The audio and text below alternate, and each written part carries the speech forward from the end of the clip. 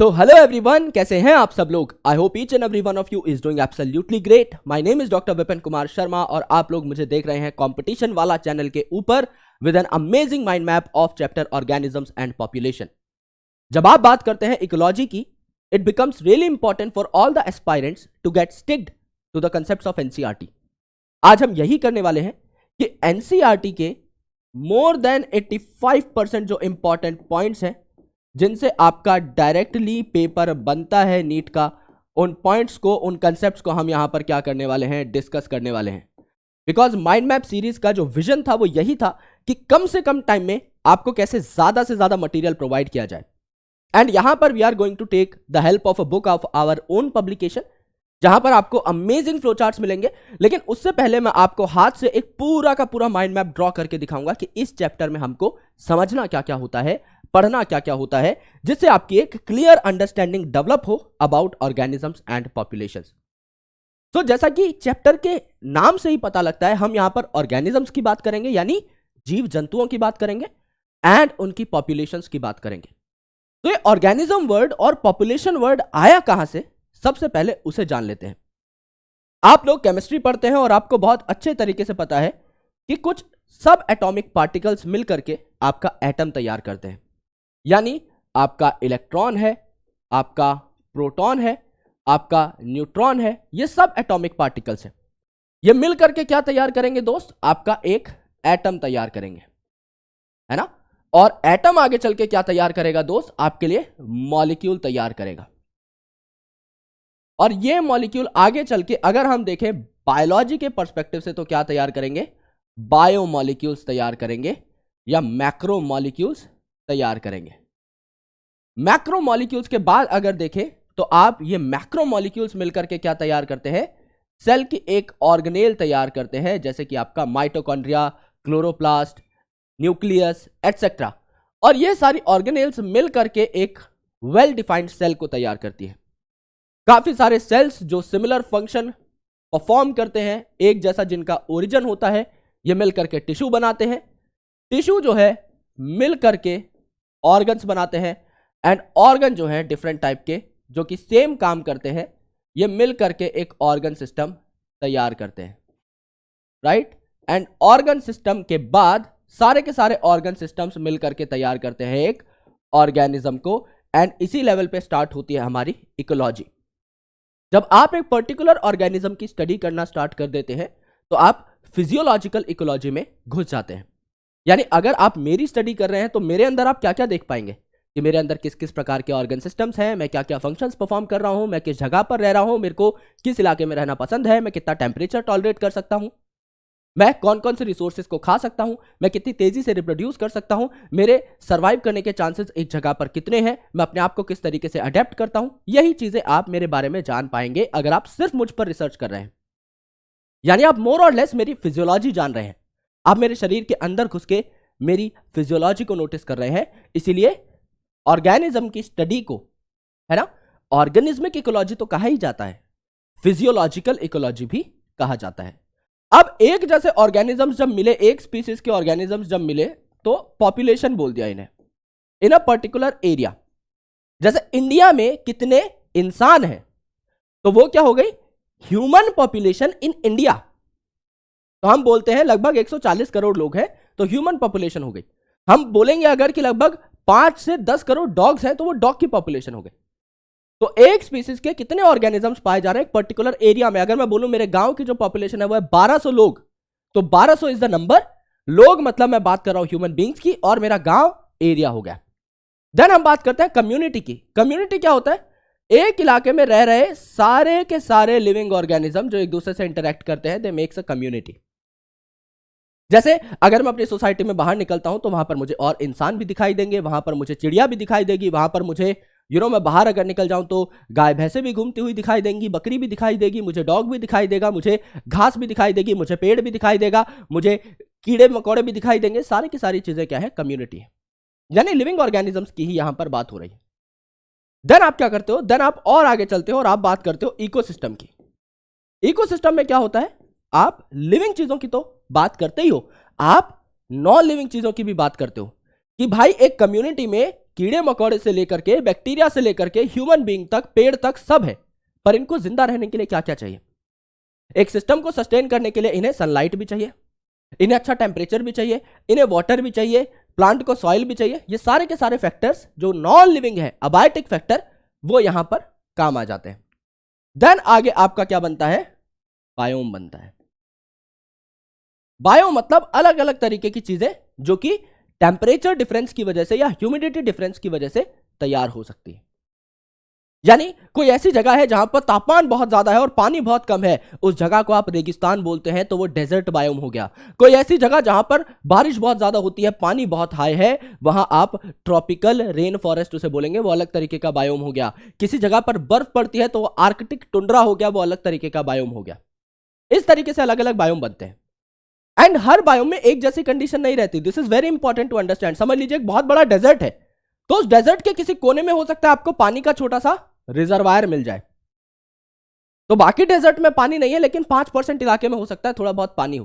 तो आप क्लैरिफाई नहीं कर सकते एकदम इमीडिएट कि हाँ यार बिल्कुल पानी नहीं मिलेगा डेजर्ट में। नहीं, एक रेंज होती है, राइट? किसी जगह एकदम कम पानी मिलेगा, किसी जगह ठीक ठीक पानी मिल सकता है, राइट? किसी जगह टेम्परेचर आपका एकदम स्कॉर्चिंग रहेगा, एकदम हाई टेम्परेचर रहेगा। कई जगह पर आप देखोगे कि टेम्परेचर आपका थोड़ा सा कम भी हो सकता है। आप मानोगे नहीं, बट रेगिस्तान में रात को लोग कोट पहनते हैं ठंड से बचने के लिए,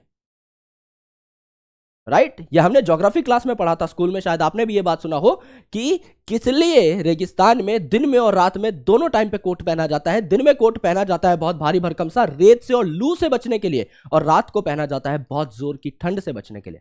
यानी टेम्परेचर की भी एक रेंज वहां पर हो गई, है ना? तो ये आपके बायोम्स होते हैं।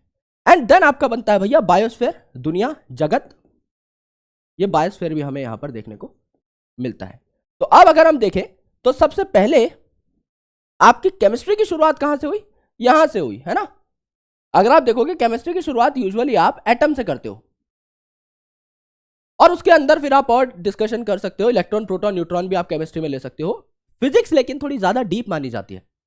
फिजिक्स कहा जाता है भैया आपकी न्यूक्लियर फिजिक्स से स्टार्ट होती है, यानी न्यूक्लियस किससे बनता है? आपका प्रोटॉन और न्यूट्रॉन से मिलकर बनता है। तो कहा जाता है भाई फिजिक्स थोड़ी और एडवांस है।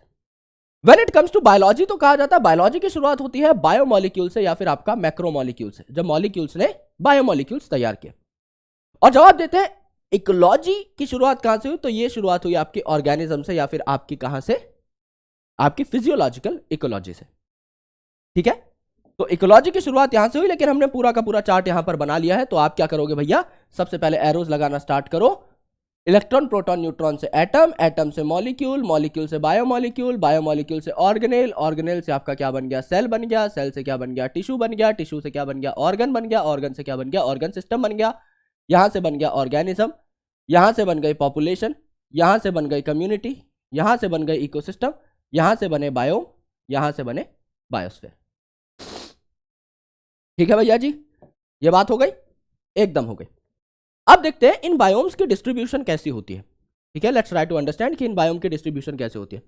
तो अलग अलग प्रकार के बायोम बनते कैसे हैं भाई? टेम्परेचर डिफरेंस भी रहेगा वहां पर, और आपका स्नो पड़ेगी या फिर रेन पड़ेगी, है ना? दोनों की दोनों आप यहां पर काउंट करेंगे।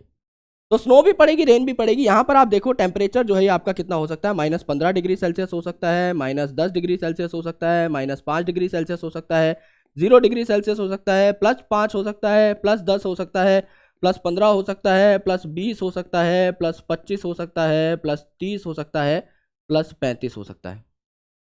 यहां पर अगर आप पानी का लेवल देखोगे सेंटीमीटर में, अब ये तो डिग्री सेल्सियस में हो गया, टेम्परेचर तो आपका डिग्री सेल्सियस में हो गया।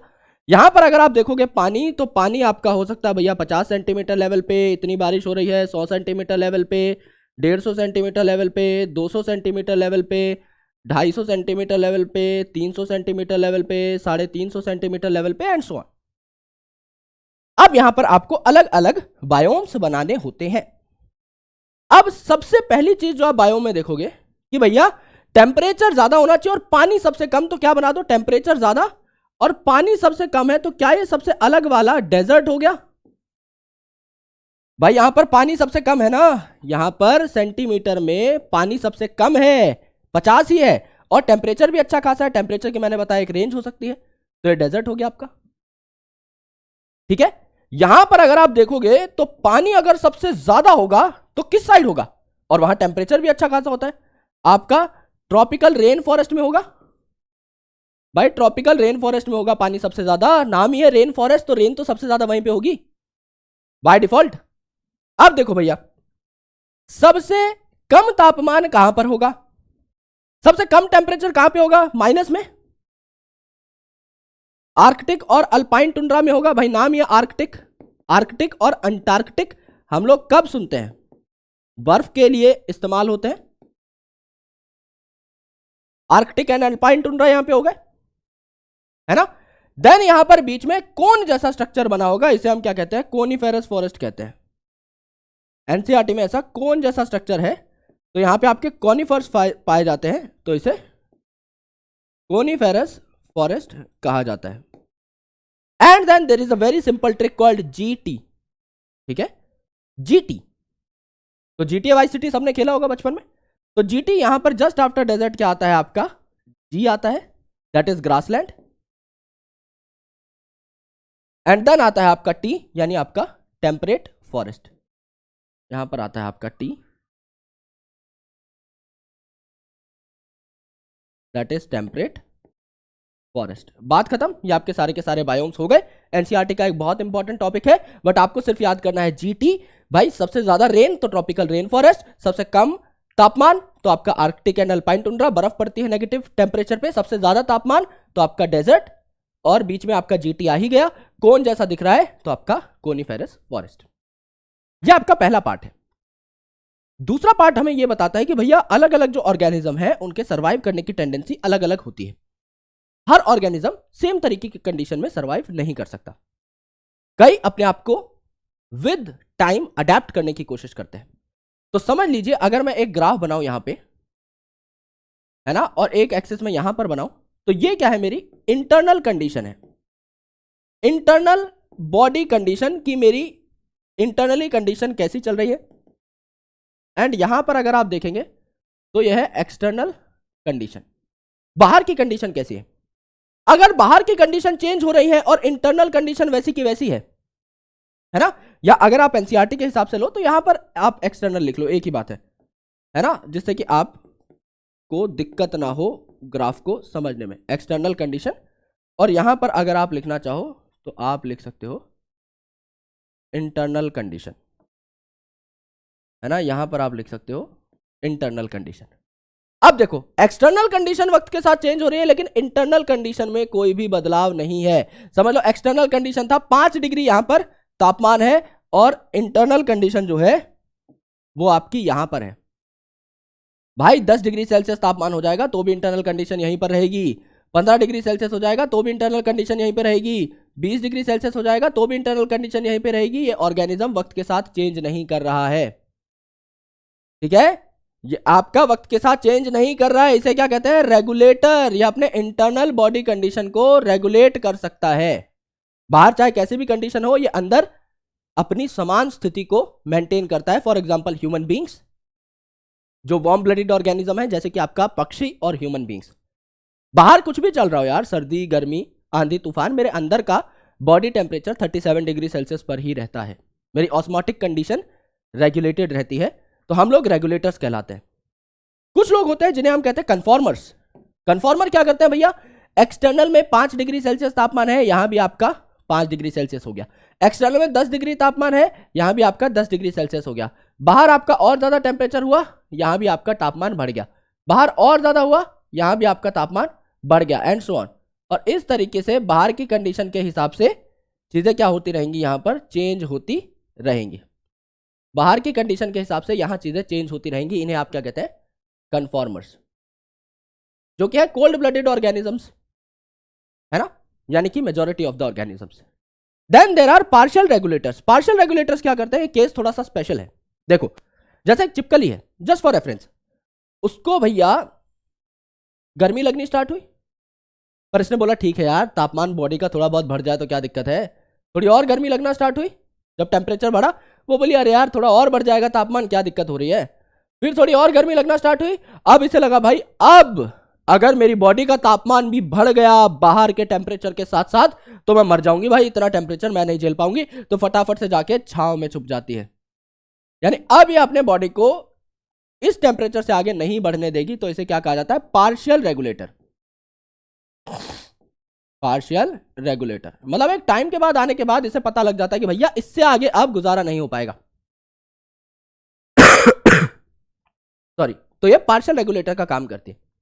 और अलग अलग ऑर्गेनिजम्स जो है उनकी स्ट्रेटजी थोड़ी सी डिफरेंट होती है। जैसे कुछ ऑर्गेनिजम्स जो है समर में छिप जाते हैं कहीं कहीं पर, इस समर स्लीप को हम लोग कहते हैं एस्टिवेशन। एस्टिवेशन में एस आता है, एस फॉर समर। तो समर में कौन कौन छिपेगा? जिसको गर्मी नहीं झेली जा रही।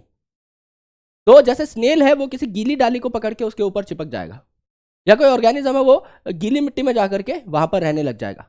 सिमिलरली आपकी हाइबरनेशन होती है जिसे हम क्या कहते हैं?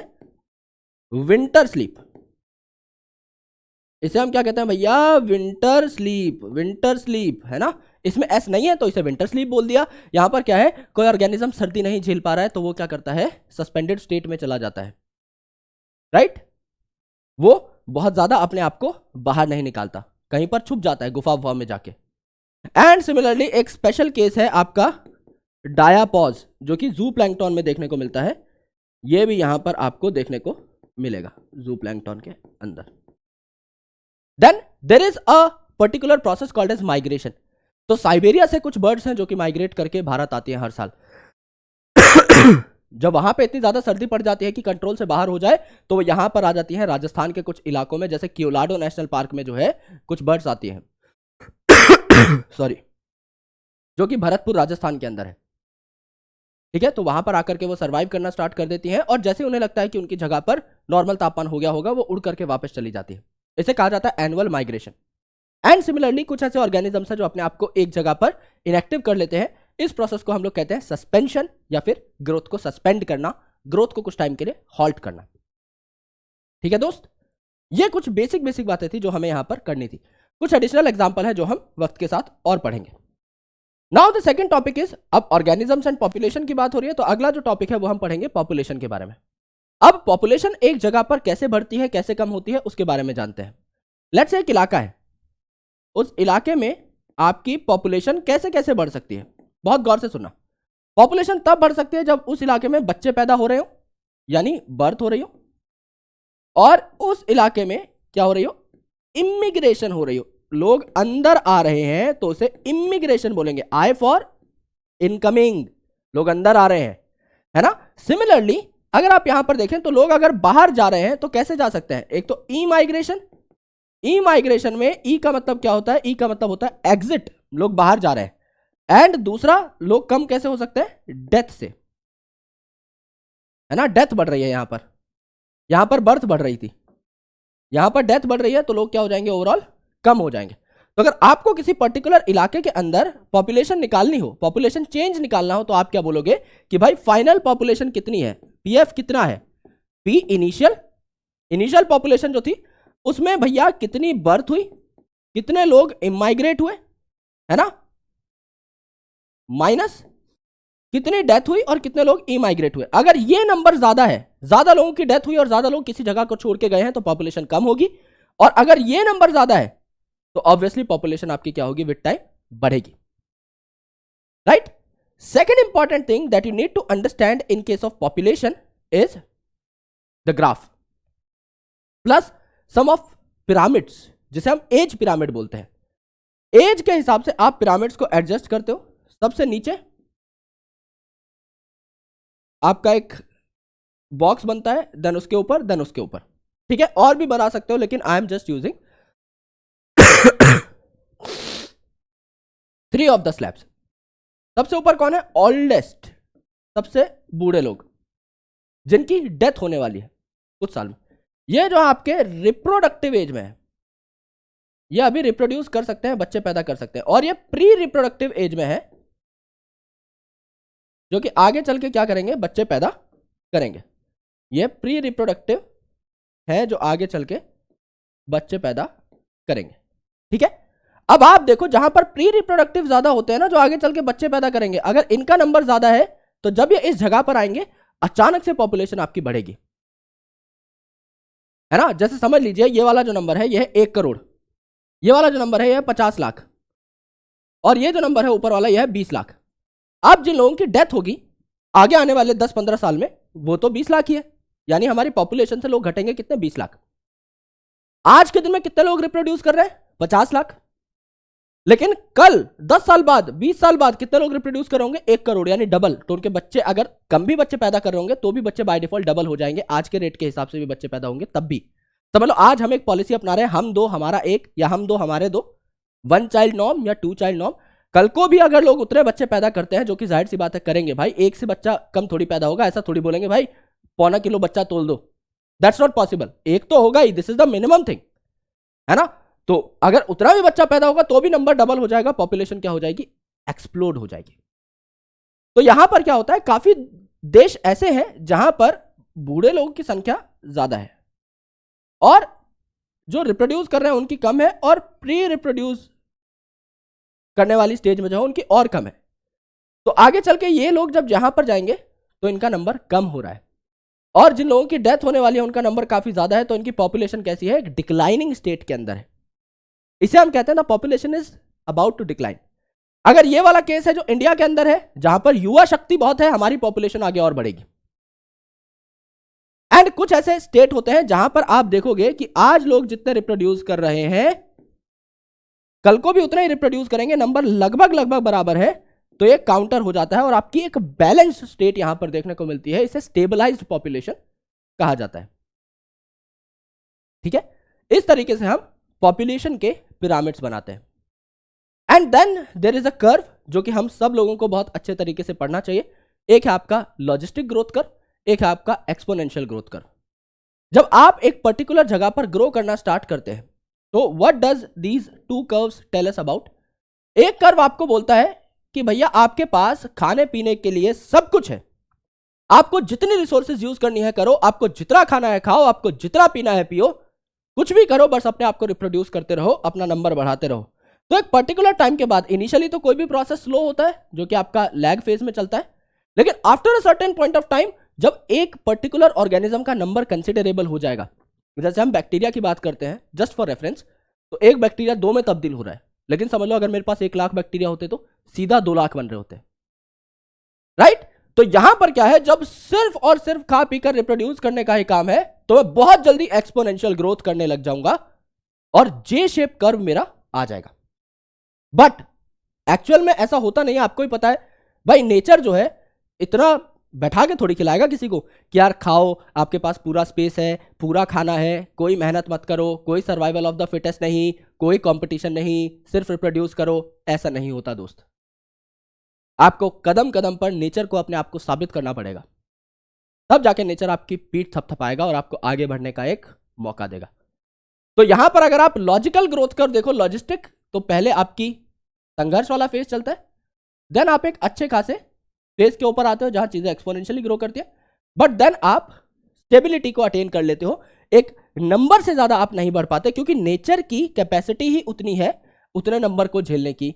तो ये जो नंबर आ गया है जहां पर हम मैक्सिमम लेवल तक पहुंच जाते हैं, इसे हम क्या बोलते हैं, कैरिंग कैपेसिटी बोलते हैं। भैया इससे आगे हम नहीं जा सकते। अगर एक गांव की ताकत है कि वो 1000 लोगों को पाल सके तो 1001 भी वहां नहीं रह सकते, 1000 लोग ही रह पाएंगे, that is the maximum limit. अगर मेरे कमरे में 20 लोग खड़े रह सकते हैं एक पर्टिकुलर पॉइंट ऑफ टाइम पे, दीवार तोड़ के मैं 22 को नहीं खड़ी कर सकता, नॉर्मली 20 लोग ही खड़े होंगे, बहुत सिंपल सी बात है ना। तो यहां पर क्या है भैया, ये जो कर्व है ये आपका कैसा हो गया, ये जो कर्व है ये आपका कैसा हो गया, एक्सपोनेंशियल ग्रोथ कर्व, जिसको हम लोग क्या कह रहे हैं, जे कर्व कह रहे हैं। और ये वाला जो कर्व है ये क्या हो गया, ये आपका हो गया लॉजिस्टिक ग्रोथ कर्व, क्योंकि मोर लॉजिकल है। एक्चुअल में ऐसा होता है, नेचर आपको बढ़ने नहीं देता एक पर्टिकुलर पॉइंट से ज्यादा, ये सिग्मॉइड है यानी एस शेप कर्व है। ये आपकी पॉपुलेशन की बात है। Now it's time to understand the population interaction. अब देखते हैं भैया पॉपुलेशन इंटरेक्शन कितने टाइप का होता है ना। तो अलग अलग जो ऑर्गेनिज्म है ना वो एक दूसरे से गुफ्तगू भी करना चाहते हैं, इंटरैक्ट भी करना चाहते हैं, लेकिन वो इंटरैक्ट करते हैं अलग अलग तरीके से। तो पॉपुलेशन इंटरैक्शन जो है वो हम यहां पर देखेंगे 2 स्पीसीज के बीच का, यानी 2 डिफरेंट पॉपुलेशन है जो एक दूसरे के साथ इंटरैक्ट कर रही है, स्पीसीज 1 और स्पीसीज 2। पहला देखिए, एक ऐसे इंटरेक्शन जहां पर दोनों के दोनों स्पीसीज का फायदा है, दोनों प्लस प्लस है, दोनों का फायदा है, तो इसे हम क्या कहते हैं? म्यूचुअलिज्म कहते हैं। इसे हम कहते हैं म्यूचुअलिज्म। भाई नाम ही हो गया ना म्यूचुअलिज्म, यानी दोनों का म्यूचुअल फायदा हो रहा है, स्पीसीज 1 और स्पीसीज 2 का। फॉर एग्जाम्पल आप पढ़ते हैं लाइकन के बारे में, जहां पर एल्गी और फंगी साथ में काम करते हैं। देन आप पढ़ते हैं माइकोराइजा के बारे में, जहां पर रूट ऑफ हायर प्लांट और फंजाई साथ में काम करते हैं। ये क्या हो गए? म्यूचुअलिज्म के एग्जाम्पल हो गए। दूसरी जो चीज है यहां पर वो क्या हो सकती है? दूसरी जो चीज है वो यहां पर हो सकती है एक स्पीसीज का फायदा और दूसरे को कोई खास फर्क ना पड़े, दूसरे के पास इतनी रिसोर्सेज है कि उसे कोई फर्क नहीं पड़ रहा दूसरे का फायदा करके भी। इसे हम क्या कहते हैं? कॉमेंसलिज्म। कॉमेंसलिज्म। जैसे एक मैंगो का पेड़ है, उस मैंगो के पेड़ के ऊपर कोई सहारा ले रहा है, कौन? ऑर्किड। तो मैंगो के पेड़ को फर्क नहीं पड़ेगा, ठीक है। एक कैटल है जो कि घास चर रही है, तो उसके पैरों से अक्सर क्या होता है? घास दब जाती है और उसके अंदर के कीड़े जो है विजिबल हो जाते हैं। एरगेट को आपने देखा होगा, गाय भैंसे घूमती है तो उसके पास सफेद कलर का एक पक्षी घूमता रहता है, दैट इज एरगेट। तो चुपचाप उन कीड़ों को खा लेता है। भाई वो गाय भैंस को थोड़ी कुछ कह रहा है, और गाय भैंस का थोड़ी कुछ जा रहा है, वो तो अपना घास खा रही है मजे से, इसका फ्री में फायदा हो रहा है ना, यानी इसका फायदा है, गाय भैंस का कोई लॉस है नहीं। This is called as commensalism. Third interesting type of relationship is कि एक स्पीसीज को घाटा है और दूसरे को कोई फायदा कोई नुकसान नहीं, इसे हम क्या कहते हैं? अमेंसलिज्म।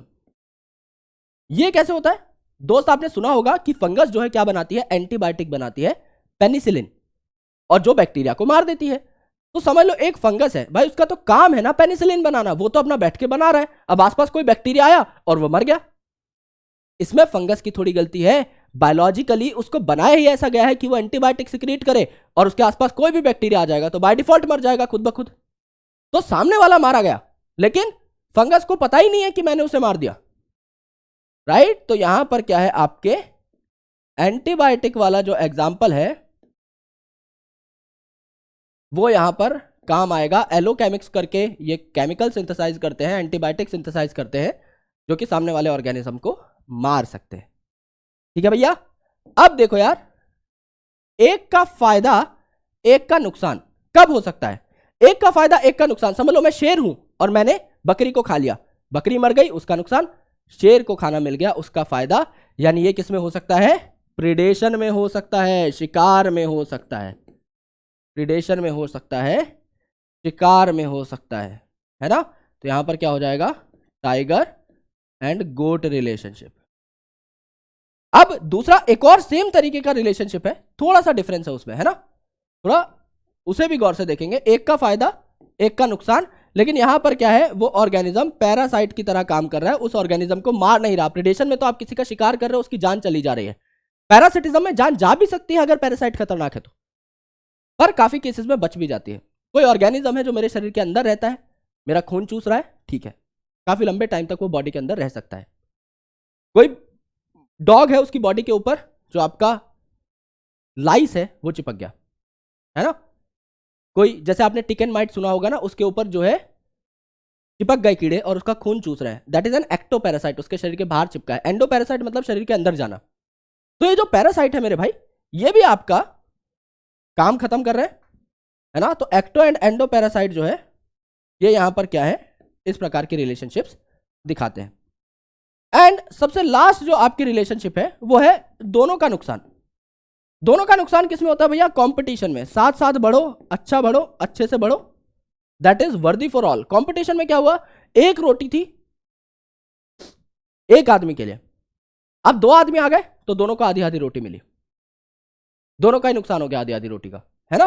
तो कंपटीशन जो है वो यहां पर आ जाएगा। तो यहां पर रिसोर्स जो है वो आपके लिमिटेड होते हैं, बट इसके भी एक्सेप्शन आपको देखने को मिलेंगे। इसका भी एक्सेप्शन मैं आपको बताऊंगा कि कई बार रिसोर्सेज बहुत ज्यादा होते हैं तब भी लोग आपस में बिना ही बात कंपटीशन के मारे जाते हैं।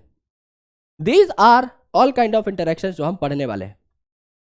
चैप्टर की एक मोटी मोटी समरी आपको मिल गई होगी बहुत अच्छे तरीके से, और इसी चीज को हम आगे बढ़ाएंगे बहुत प्यार से। जो चीजें हम लोग पढ़ चुके हैं उसको थोड़ा जल्दी जल्दी देखेंगे, जो चीजें हम लोग नहीं पढ़ चुके हैं उसको थोड़ा आराम आराम से समझेंगे। इकोलॉजी क्या होता है? Ecology is the study of biotic and abiotic factors. यानी अगर आप कहीं रह रहे हो तो वहां पे और जो जीव जंतु रह रहे हैं, और जो अबायोटिक फैक्टर मैंने आपको बताए थे चार, temperature, water, light and soil, उनका इंटरेक्शन आपस में इज कॉल्ड एज इकोलॉजी। तो रिलेशनशिप है यहां पर ऑर्गेनिजम्स और अबायोटिक फैक्टर्स के बीच में। एक ऑर्गेनिज्म की नीश क्या होती है? समझ लो मैं यहां पर रह रहा हूं मेरे शहर में, तो ये मेरी नीश है। मैं यहीं का खाना खाता हूं, मुझे यहीं का एटमॉस्फेयर भाता है, मैं यहीं पर अपना फंक्शनल रोल अदा कर रहा हूं, यहीं की इकोनॉमी में अपना योगदान दे रहा हूं, then I am part of this niche. ये मेरी नीश है ना? तो यानी आप कहां पर रहते हैं, where do you stay, where do you live, किन रिसोर्सेज को आप यूटिलाइज करते हैं, एंड आपका फंक्शनल रोल भी आप वहीं पर अगर दे रहे हैं तो वो आपकी नीश हो गई। ठीक है, अब देखिए ऑर्गेनिज्म जो है यहां पर फिजियोलॉजिकल इकोलॉजी से आपकी इकोलॉजी की शुरुआत हुई, पॉपुलेशन बनी, फिर आपकी सेम स्पीसीज के ऑर्गेनिजम्स थे, कम्युनिटी, डिफरेंट जितनी भी स्पीसीज पाई जा रही हैं आसपास, ecosystem, living plus non living, biome आपके अलग अलग तरीके थे, डेजर्ट हो गया, ट्रॉपिकल रेन फॉरेस्ट हो गया, आर्कटिक अल्पाइन टुंड्रा हो गया, टेम्परेट फॉरेस्ट हो गया, एंड देन आपका बायोस्फीयर यानी अर्थ। अर्थ को कहा जाता है भैया सबसे बड़ा इकोसिस्टम है, इसमें सारे छोटे छोटे इकोसिस्टम्स शामिल हो गए। ठीक है, अब देखो भैया मेजर बायोम्स कौन कौन से हैं इंडिया में, ये मैं आपको पहले ही बता चुका हूं। सबसे ज्यादा यहां पर टेम्परेचर और सबसे कम बारिश है, ये आपका अलग से डेजर्ट हो गया। यहां पर सबसे कम तापमान है, ये आपका आर्कटिक अल्पाइन टुंड्रा हो गया। ये आपका कोन जैसा दिख रहा है, ये आपका कॉनिफेरस हो गया। यहां सबसे ज्यादा बारिश हो रही है, ये आपका ट्रॉपिकल फॉरेस्ट हो गया। और यहां पर लिख लो जीटीए, है ना? तो जी और टी यानी आपका ग्रासलेट कह रहा हूं, आपका ग्रासलैंड और आपका टेम्परेट फॉरेस्ट यहां पर आ गया। ये बात हम लोग ऑलरेडी कर चुके हैं। ठीक है, अब देखो भैया अबायोटिक फैक्टर जो है ये भी बहुत ज्यादा इंपॉर्टेंट है एक पर्टिकुलर इकोसिस्टम के अंदर। अबायोटिक फैक्टर कितने टाइप के होते हैं मैंने आपको बताया। टेम्परेचर जो कि मोस्ट इंपॉर्टेंट है, तो इसको फर्स्ट प्रायोरिटी पे लिखो 2 स्टार बना के। वाटर आपका सेकंड प्रायोरिटी पे, देन लाइट, देन आपका सॉइल। और बायोटिक क्या क्या हो सकते हैं? आपके कंपेटिटर्स भी हो सकते हैं, आपके प्रेडेटर्स भी हो सकते हैं, पैरासाइट्स भी हो सकते हैं, कंपेनियंस भी हो सकते हैं, and everyone who lives with you, जो कहीं ना कहीं आपको अपोज कर रहा हो या कहीं ना कहीं आपको प्रमोट कर रहा हो, वो सारे लिविंग ऑर्गेनिजम्स में ही आए। ठीक है, अब लाइट देखो, मेजर अबायोटिक फैक्टर है लाइट, है ना? तो सबसे पहले टेम्परेचर पढ़ते हैं क्योंकि इट्स मोस्ट इंपॉर्टेंट, है ना? तो टेम्परेचर क्या करता है? मोस्ट इंपॉर्टेंट फैक्टर है। और टेम्परेचर आपको पता है आइडियल टेम्परेचर और आइडियल पीएच की रिक्वायरमेंट होती है for the functioning of enzyme. तो एंजाइम और आपके बॉडी के रिएक्शंस तभी अच्छे से काम कर पाएंगे जब एक ऑर्गेनिज्म को अच्छा टेम्परेचर मिले, है ना? आपको पता है हर सीजन जो है टेम्परेचर आपका वेरी करता है। अभी सर्दियां चल रही हैं तो टेम्परेचर आपका कम है, गर्मियों में टेम्परेचर आपका बढ़ जाएगा। और अगर आप देखेंगे इक्वेटर जो है, अगर आप अर्थ को बनाए तो ये जो है आपका इक्वेटर, यहां पर तापमान आपका सबसे ज्यादा रहता है। जब आप पोल्स की तरफ जाने लग जाएंगे ना, नॉर्थ पोल की तरफ और साउथ पोल की तरफ, तो आपका टेम्परेचर कम हो जाएगा। यानी जब आप इक्वेटर से पोल की तरफ मूव करते हैं तो टेम्परेचर आपका क्या होता है? फॉल होना स्टार्ट हो जाता है। सिमिलरली आप जमीन से किसी पहाड़ की चोटी पर जाएंगे तो जैसे जैसे आप पहाड़ की चोटी पर पहुंचेंगे टेम्परेचर आपका कम होता चला जाएगा। तो आपका क्या होता है? प्लेन्स टू माउंटेन्स भी टेम्परेचर चेंज होता है।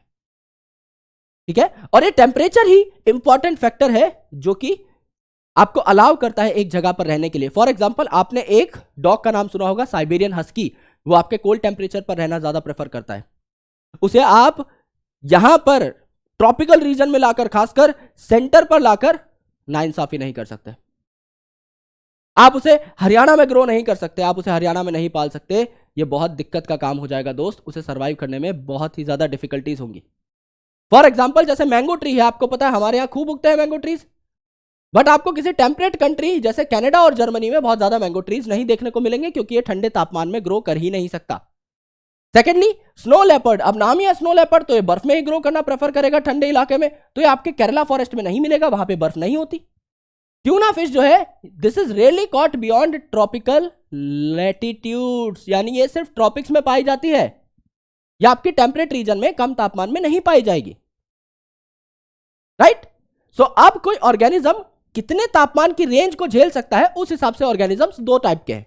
यूरी मतलब ब्रॉड रेंज और स्टीनो मतलब कम रेंज। अब अगर मैंने आपको क्या बताया था, हम लोग वार्म ब्लडेड है, तो अगर हम बर्फ में भी जाएंगे, जैसे हमारे देश के जो जवान हैं वो सरहद पर खड़े खड़े हमारे देश की रक्षा करते हैं, तो वो अगर बर्फ में खड़े हैं, सियाचिन में खड़े हैं, तो भी वो वहां पर सेवा कर पा रहे हैं -20 डिग्री सेल्सियस पे, 25 डिग्री सेल्सियस पे। और अगर वो जैसलमेर में खड़े हैं, अगर वो राजस्थान में खड़े हैं, तो भी वो 40, 45, 50 डिग्री सेल्सियस तक भी जो है अच्छे तरीके से काम कर रहे हैं। तो यहां पर क्या है, हमारी बॉडी का टेम्परेचर उससे चेंज नहीं होता, यूरीथर्मल है हम। तो मैमल्स एंड बर्ड्स यूरीथर्मल है, जबकि बाकी सारे ऑर्गेनिजम्स जो है ये स्टीनोथर्मल है, जैसे एम्फीबियंस हो गए, आपके लिजार्ड हो गए। ठीक है, so this is the very first factor called as what, temperature. Second most important जो फैक्टर है, सेकंड मोस्ट इंपॉर्टेंट फैक्टर यह है वाटर। अब आपको पता है कि हमारी बॉडी बनी ही वाटर की है, 70% वाटर, सारे बायोकेमिकल रिएक्शंस इस वाटर में ही होते हैं। प्लांट की सेल्स को टर्जिडिटी प्रोवाइड करने के लिए भी वाटर चाहिए, राइट? प्लाज्मा का, सेल के प्लाज्मा का मेन कंपोनेंट ही वाटर है, 90% कंपोनेंट वाटर है। तो वाटर भी अच्छा खासा होना चाहिए, और इसमें एक पर्टिकुलर लिमिट है आपके सॉल्ट की जो हम झेल सकते हैं। ठीक है, तो कुछ ऑर्गेनिज्म ऐसे हैं, यूरी मतलब ब्रॉड रेंज, जो कि हाई कॉन्सेंट्रेशन ऑफ सॉल्ट को भी झेल सकते हैं, और कुछ है जो कि है स्टीनोहेलाइन, जो कि बहुत कम टेम्परेचर सॉल्ट फ्लक्चुएशंस को झेल पाएंगे। जैसे एक ऑर्गेनिज्म है, ठीक है, ये बहुत ज्यादा सॉल्ट अक्यूमुलेट किए हुए है अपने अंदर, इसको आपने फ्रेश वाटर में डाल दिया। अब फ्रेश वाटर में डाल दिया तो फ्रेश वाटर का वाटर पोटेंशियल ज्यादा, इसके अंदर सॉल्ट ही सॉल्ट भरे हुए हैं, तो इसका वाटर पोटेंशियल, इसका मतलब कम। तो पानी कहां से कहां मूव करेगा, high water potential to lower water potential. पानी इस ऑर्गेनिज्म के अंदर आ जाएगा और इसका साइज बहुत बड़ा हो जाएगा, ऑर्गेनिज्म जो है बर्स्ट हो जाएगा। सिमिलरली कोई ऑर्गेनिज्म है जिसके अंदर बिल्कुल सॉल्ट नहीं है, जिसके अंदर वाटर ही वाटर है, और बाहर आपका सलाइन वाटर है, अच्छा खासा सॉल्ट है, तो एक ऑर्गेनिज्म का पानी निकल के बाहर जाना स्टार्ट हो जाएगा वाया ऑस्मोसिस, और ऑर्गेनिज्म की लाइसिस हो जाएगी, उसकी डेथ हो जाएगी, दोनों ही केसेस में। दैट्स व्हाई सैलिनिटी को मेंटेन करना इज ऑल्सो वेरी इंपॉर्टेंट। ठीक है, लाइट देखो, लाइट हमें कहां से मिलती है भैया, फोटोसिंथेसिस के लिए लाइट सन से मिलती है, तो sun is the ultimate source of light on earth. Light की वजह से ही हम लोग डायअर्नल और सीजनल वेरिएशंस को केटर कर पाते हैं, यानी अब रात हो रही है या दिन हो रहा है, यह हम लाइट की प्रेजेंस में ही बता पाएंगे। कोई ऑर्गेनिज्म जो नाइट में एक्टिव है, यानी जो नॉक्टर्नल है, वो बाहर निकलेगा लाइट की एब्सेंस में। कोई ऑर्गेनिज्म जो दिन में काम करता है, यानी जो डायअर्नल है, वो दिन में बाहर निकलेगा, राइट? और प्लांट जो है, अभी हमने पढ़ा था प्लांट ग्रोथ एंड डेवलपमेंट, उनका फोटो पीरियड जो है वो भी लाइट की वजह से ही होता है। फोटो मतलब लाइट, पीरियड मतलब ड्यूरेशन, जितनी लाइट की ड्यूरेशन उसी हिसाब से कुछ प्लांट्स के अंदर फ्लावरिंग होती है, एंड इसी हिसाब से लोग खाने पीने के लिए निकलते हैं, फॉरेजिंग के लिए, इसी हिसाब से रिप्रोडक्शन के लिए निकलते हैं, एंड माइग्रेटरी एक्टिविटीज के लिए निकलते हैं। कई ऐसे ऑर्गेनिज्म है जिनका जो सेक्स करने का टाइम है वो कब रहता है, सर्दियों में रहता है, या कईयों का गर्मियों में रहता है। तो वो कैसे एनालाइज करते हैं, वो एनालाइज करते हैं by constantly monitoring the temperature and light, right? अगर किसी ऑर्गेनिज्म को काम पे निकलना है, जैसे कॉकरोच जो कि नॉक्टर्नल है, तो वो रात में बाहर निकलता है, उसे कैसे पता लगा रात हो गई, लाइट की वजह से, है ना? तो light is a major abiotic factor. Then अगर आप देखोगे यहां पर, तो अबायोटिक फैक्टर जो है, इसके हिसाब से हमारी बॉडी जो है रिस्पॉन्ड करने की कोशिश करती है कि लाइट कितनी है, टेम्परेचर कितनी है, सॉइल कैसी है, इस हिसाब से हम लोग रिस्पॉन्ड करने की कोशिश करते हैं। तो जब हम मेंटेन करने की कोशिश करते हैं अपने इंटरनल बॉडी टेम्परेचर को और सॉल्ट कंडीशन को, then that is called as homeostasis, है ना? तो वार्म ब्लडेड ऑर्गेनिजम्स जो है ये कोशिश करते हैं कि इनकी बॉडी के अंदर की जो कंडीशन है वो बाहर की सिचुएशंस के हिसाब से चेंज ना हो, जैसा कि ह्यूमन बींग्स करते हैं। इस प्रक्रिया को होम्योस्टेसिस कहा जाता है है ना? तो अलग अलग तरीके से जो है ऑर्गेनिज्म इसको होम्योस्टेसिस को अचीव करते हैं, राइट? या तो वो आपका फिनोटिपिक अडेप्टेशन कर सकते हैं, यानी अपनी मॉर्फोलॉजी में चेंज ला सकते हैं, या फिजियोलॉजी में चेंज ला सकते हैं, यानी अपनी बॉडी के स्ट्रक्चर्स में उन्होंने कुछ चेंज किए जिससे कि वो सर्वाइव कर पाए बेटर तरीके से। फॉर एग्जाम्पल, अगर डेजर्ट में कोई प्लांट है तो वो क्या करेगा, अब डेजर्ट में प्लांट है तो उसमें पानी पहले से कम होगा और उसे पानी के ट्रांसपिरेशन को रोकना भी है, तो क्या क्या तिगड़म लगाएगा? सबसे पहले थिक क्यूटिकल होगी उनकी लीफ के ऊपर। अब लीफ के ऊपर वैक्स की एक लेयर है, तो पानी ट्रांसपायर कम होगा, बिल्कुल कम होगा, एक ये जुगाड़ है। दूसरा, अंडरगोज कैम।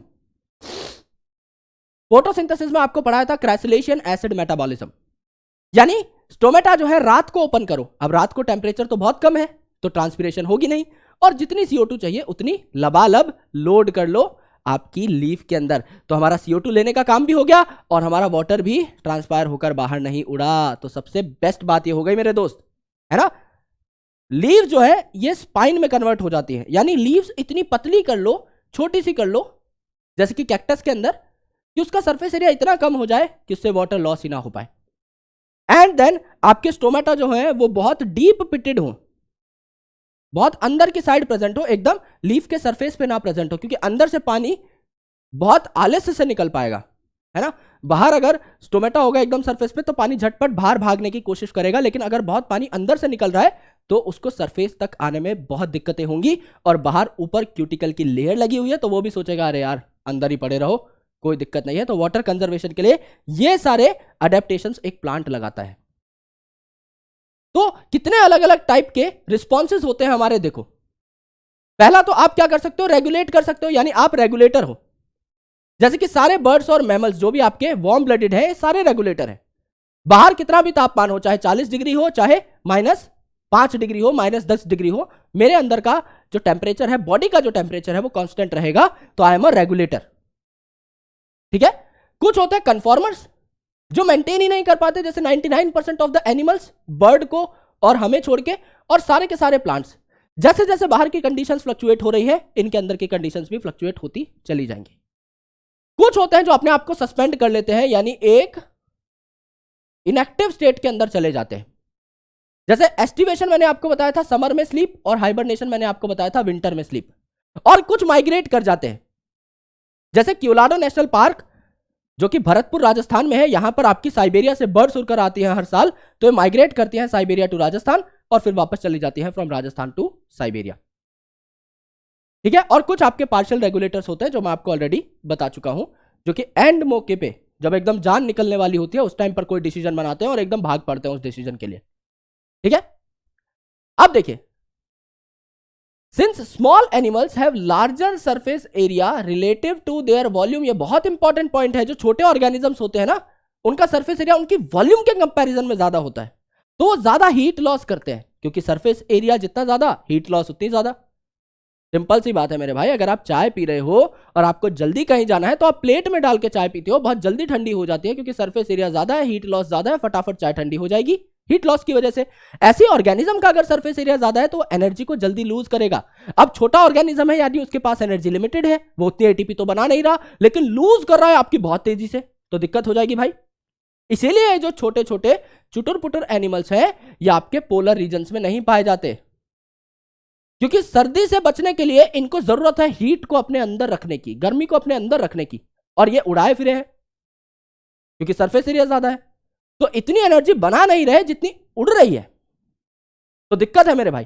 तो छोटे छोटे जो एनिमल्स हैं ये आपके पोलर रीजन्स में ज्यादा नहीं पाए जाते। ठीक है।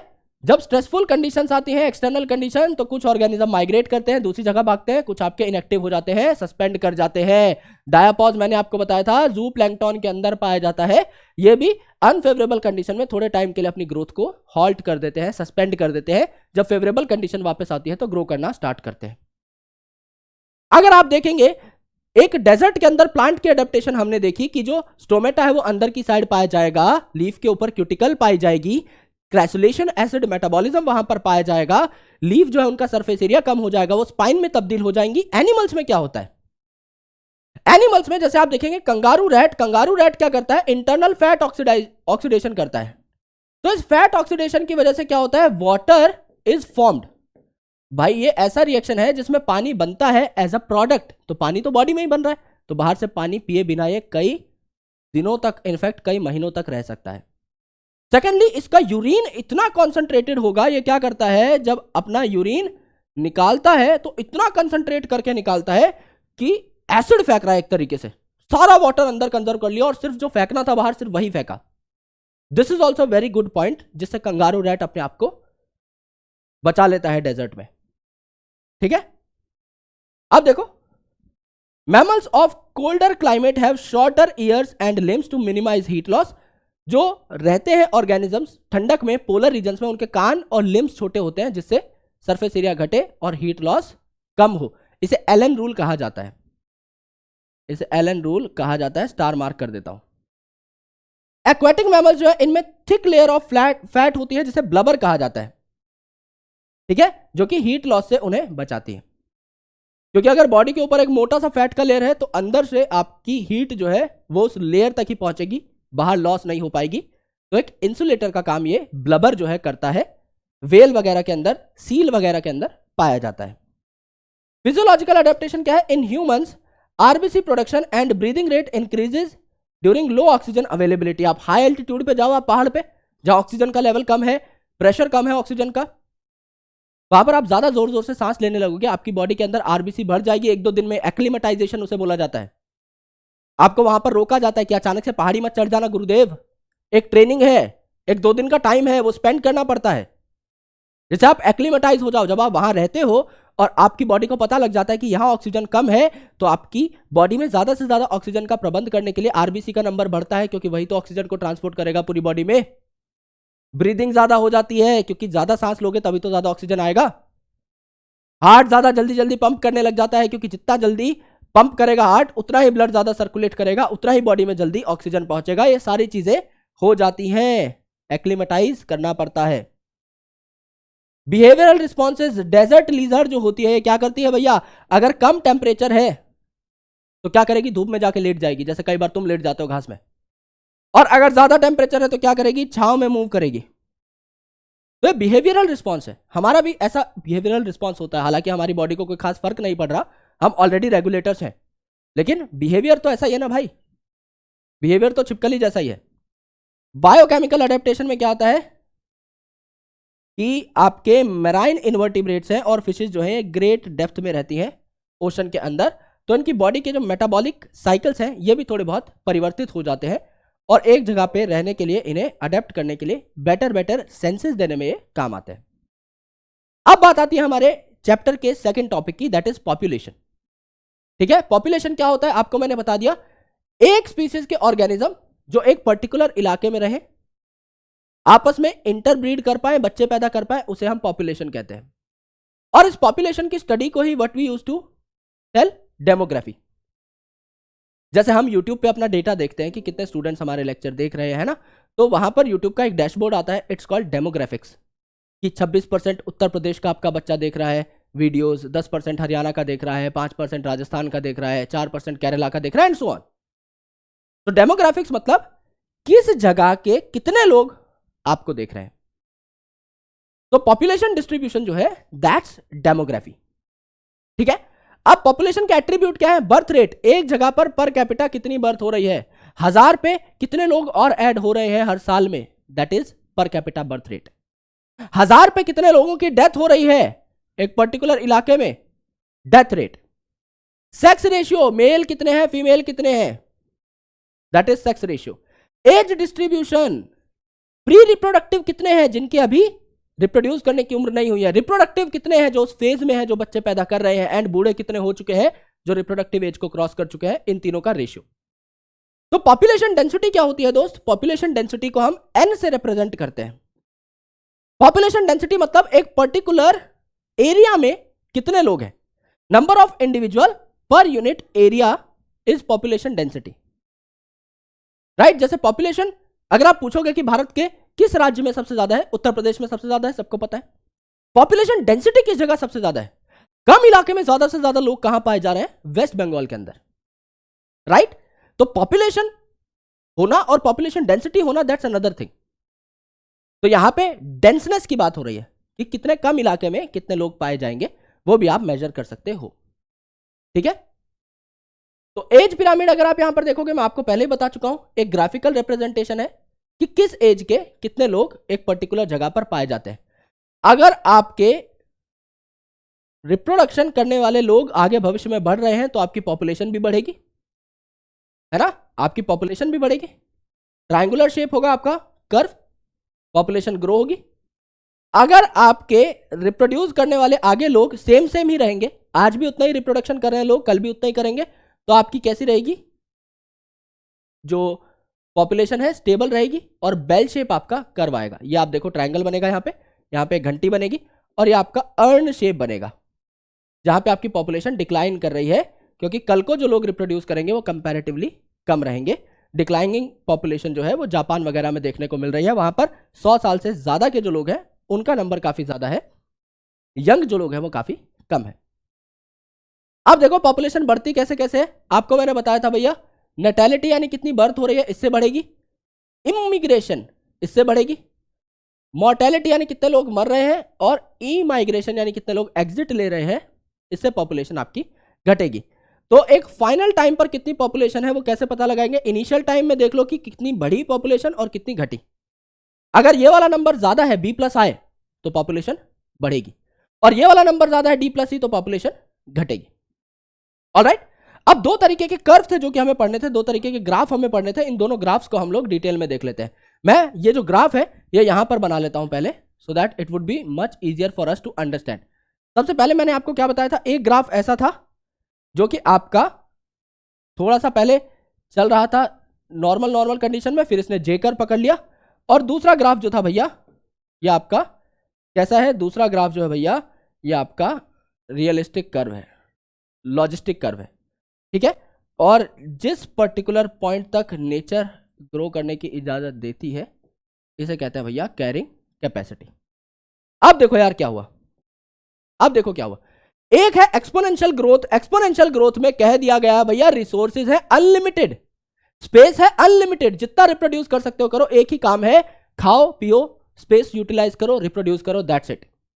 तो each species will grow to its full innate potential, यानी थोड़े टाइम तक नंबर कम कम कम कम बढ़ा, उसके बाद तो जे कर्व पड़ जाएगा भाई, उसके बाद तो इसे कोई नहीं रोक सकता, पर ऐसा होता नहीं है ना।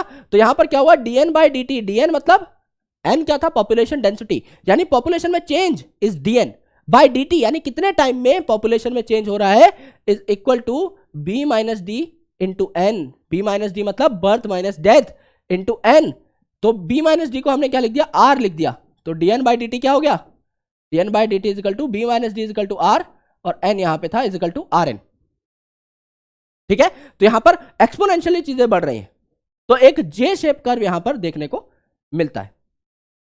आर क्या है यहां पे, intrinsic rate of natural increase, यानी आपका नेचर ने आपको कितनी ताकत दी है इंक्रीज करने की, उतनी ताकत उसे हम आर कहते हैं, सारी ताकत लगा दो। Intrinsic rate of natural increase, intrinsic rate है आपके अंदर का रेट है नेचुरली इंक्रीज करने का, अगर आपको सारी कंडीशंस आइडियल दे दी गई हैं तो नॉर्वे रेट में ये जो रेट है ये है 0.015। अब 0.015 का मतलब क्या है, अगर आप एक साल का टाइम देते हो तो नॉर्वे रेट जो है वो पर 100 0.015 बढ़ जाएगा, यानी अगर एक पॉपुलेशन में 1 लाख नॉर्वे रेट है, राइट, तो आप मल्टीप्लाई कर लो कि कितना ज्यादा आपको ग्रोथ देखने को मिलेगी। अगर 100 में 0.015 कर रहा है तो 1000 में 0.15, 10,000 में आपका 1.5, और 1 लाख में आपका कितना हो जाएगा 15, यानी अगर दुनिया में 1 लाख नॉर्वे रेट है तो एक साल में 15 बढ़ रहे हैं, अगर करोड़ों हुए तो उस हिसाब से और ग्रोथ रेट आपको देखने को मिलेगा।